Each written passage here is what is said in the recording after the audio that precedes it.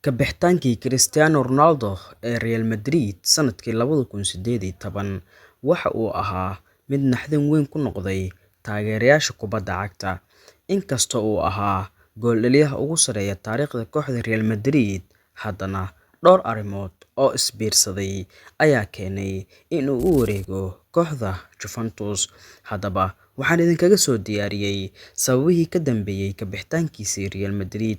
Hase yeeshee, is-xasuusin haddii ay tahay markii ugu horeysay ee aad soo booqato barteena YouTube, fadlan subscribe noo saar, sidoo kale like saar muuqaalka oo u share garay saaxiibadaada. Sidoo kale, haddii aad iga daawanayso Facebook page-keena Guriga Ciyaaraha TV, fadlan na soo follow garay, like saar muuqaalkan oo u share garay saaxiibadaada. Mahadsanid. Aan u sii gudagalno muuqaalkeena. Qodobkeena koowaad: khilaafkii Florentino Perez. Xiriirka u dhexeeya Ronaldo iyo madaxweynaha kooxda Real Madrid ee Florentino Perez ayaa xumaaday kadib markii Ronaldo uu dareemay in madaxweynuhu uusan u tixgelin sidii halyey kooxda lagama maarmaan u ah, laakiin uu u eegay kaliya sidii ganacsi. 2. Arrimaha mushaar kordhinta. Ronaldo waxa uu doonayay in mushaarkiisa loo kordhiyo si uu ula mid noqdo ama ugu dhawaado xiddigaha kale ah Lionel Messi iyo Neymar Jr., kuwaas oo waqtigaas ka mushaar badnaa. Real Madrid waxay ka cagajiidaysay inay buuxiso dalabkiisa ah in loo badiyo mushaarka. 3. Dareen ah in aan la qiimeyneyn.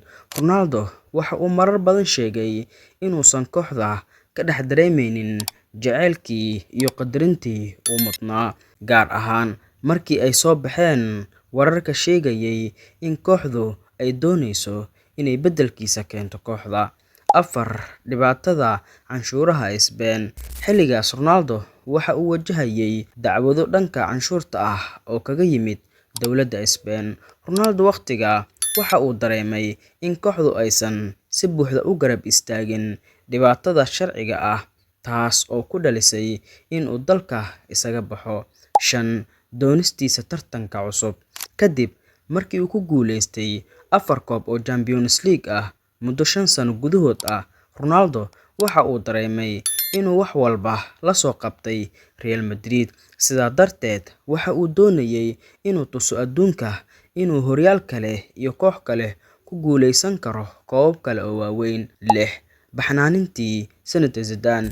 Zidane waxa uu ahaa macallin uu Ronaldo aad u ixtiraamo, waxa ayna lahaayeen xiriir dhow. Sidaa darteed, markii uu Zidane si lama filaan ah isaga casilay xilkii tababarnimo ee kooxda Real Madrid kadib guushii Kiev ee 2018, Ronaldo waxa uu dareemay in mashruucii guusha ee kooxdu uu soo dhammaaday.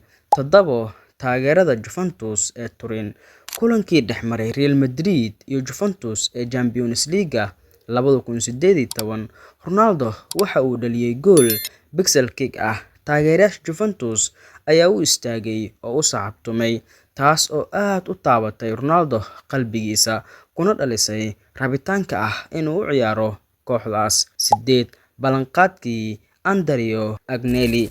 Madaxweynihii Juventus ee xilligaas, Andrea Agnelli, ayaa si shakhsi ah u muujiyay inta uu u doonayo Ronaldo kooxdiisa, isaga oo u ballanqaaday mashruuc uu isagu udub dhexaad u yahay, taas oo Ronaldo uu ka waayay dhanka Real Madrid.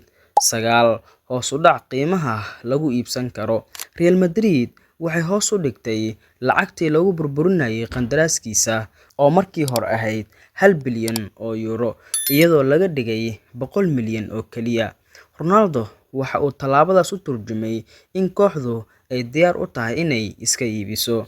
10. Dhaxalkiisa oo uu doonayay inuu ballaariyo. Ronaldo mar walba waxa uu ku hami jiray inuu noqdo ciyaaryahanka ugu fiican taariikhda, isaga oo ku guuleystay horyaalada waaweyn ee Yurub sida Premier League, La Liga, Serie A. Bixitaankiisuna wuxuu fursad u siiyay inuu riyadaas xaqiijiyo. Haddaba saaxiibayaal, waxaa inta inoogu eg barnaamijkeena. Intaan ku kulmi doono barnaamijkan la mid ah, waxaan idinkaga tegayaa sidaas iyo nabadgelyo.